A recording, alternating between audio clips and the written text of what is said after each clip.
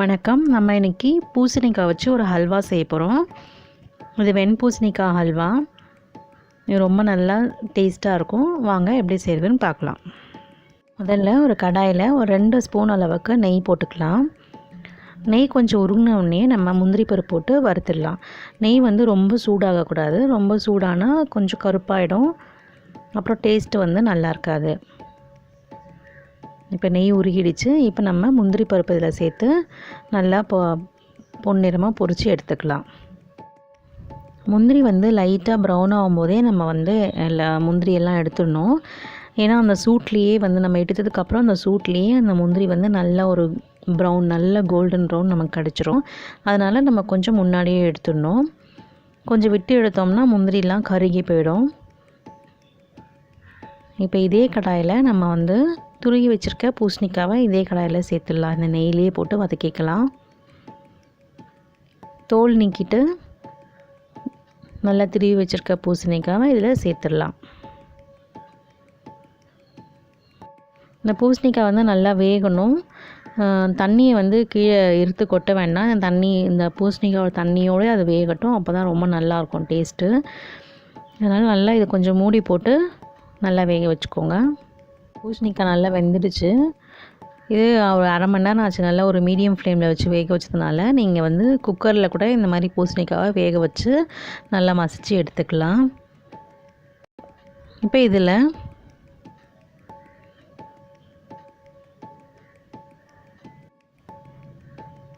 ஒரு ஸ்பூன் நெய் போட்டு நம்ம நல்லா இதை ரோஸ்ட் பண்ணிக்க போகிறோம்.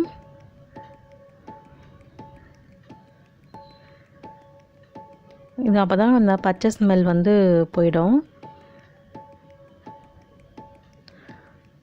இதை கொஞ்சம் நேரம் ஒரு நல்லா வதக்கிக்கலாம் நெய்யில்.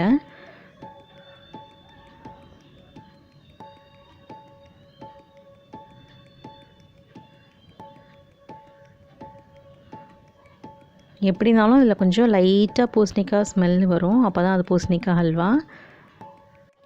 நான் 2 கப்பு பூசணிக்காய், திருகுண பூசணிக்காய் எடுத்துட்டேன். அதனால் 1 கப்பு சர்க்கரை சேர்க்குறேன். இந்தளவு சர்க்கரையே இது ரொம்ப இனிப்பாக இருக்கும், கரெக்டாக இருக்கும். இப்போ இந்த சர்க்கரை கரையிற அளவுக்கு நல்லா கிளறி விட்டுக்கலாம். இப்போ இந்த ஸ்டேஜில் உங்களுக்கு அந்த பூசணிக்காய் ஸ்மெல் பிடிக்கலன்னா ரோஸ் எசன்ஸ் கொஞ்சம் சேர்த்துக்கலாம். இது நல்லா கலந்து விட்டு சர்க்கரை கரையிற அளவுக்கு நல்லா மீடியம் ஃப்ளேமில் வச்சு இதெல்லாம் செய்யணும். ஹையில் வச்சோம்னா ஒட்டிக்கும். அதனால் நல்லா மீடியம் ஃப்ளேமில் வச்சுட்டு நம்ம சர்க்கரை கரையிற வரைக்கும் நல்லா கிளறி விட்டுக்கலாம்.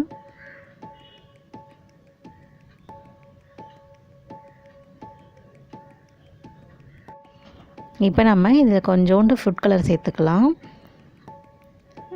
இதுக்கு பதிலாக saffron கூட சேர்த்துக்கலாம். இப்போ இதை நல்லா கிண்டி விட்டு 5 நிமிஷம் அப்படியே சிம்மில் வச்சு நல்லா வேக விட்டுக்கணும். மூடி போடக்கூடாது. மூடி போட்டால் மூடியிலேருந்து தண்ணி விட ஆரம்பிச்சிடும். அதனால் ஓப்பன்லேயே வச்சுட்டு சிம்மில் வச்சு ஒரு 5 நிமிஷம் வேக விட்டுக்கலாம். இப்போ 5 மினிட்ஸ் ஆகிடுச்சு. இப்போ பாருங்கள் நல்லா பளபளன்னு இருக்குது. இந்த ஸ்டேஜில் நம்ம முந்திரி பருப்பு, ஏலக்காய் தூளும் சேர்த்துட்டு நல்லா கிளறி நல்லா 1 நிமிஷம் நல்ல லோ ஃப்ளேமில் 1 நிமிஷம் வச்சுட்டு நம்ம ஆஃப் பண்ணிட்டோம்னா நம்மளோட வெண்பூசணிக்காய் ஹல்வா ரெடி ஆகிடும். இது ரொம்ப சுருட்டி எடுக்கக்கூடாது. கொஞ்சம் தள்ளன்னு இருக்கும் போதே ஆஃப் பண்ணிட்டா தான் ஹல்வா ரொம்ப நல்லாயிருக்கும். வெண்பூசணிக்காய் ஹல்வா ரெடி ஆகிடுச்சு. நீங்களும் இதே மாதிரி செஞ்சு பார்த்துட்டு எப்படி இருந்ததுன்னு சொல்லுங்கள். நன்றி.